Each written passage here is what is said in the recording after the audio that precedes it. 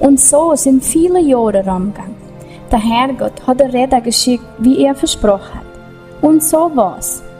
Josef und Maria waren eine von der anderen versprochen, aber Maria war ein Kind am Wort vom Heiligen Geist.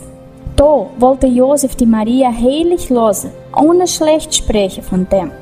Aber wie Josef am Schlafen war, ist ein Engel zum Vorschein gekommen und hat gesagt: Josef, Sohn von David, brauchst keine Bange haben für mit Maria heiraten. Die kriegt ein Kind vom Heiligen Geist und du gibst ihm den Namen Jesus. Der tut das Volk retten von seinen ganzen Sünden. Und Josef hat gehört, hat gemacht, wie der Engel geschickt hat und hat nicht mit Maria geschlafen, bis das Kind auf die Welt gekommen ist.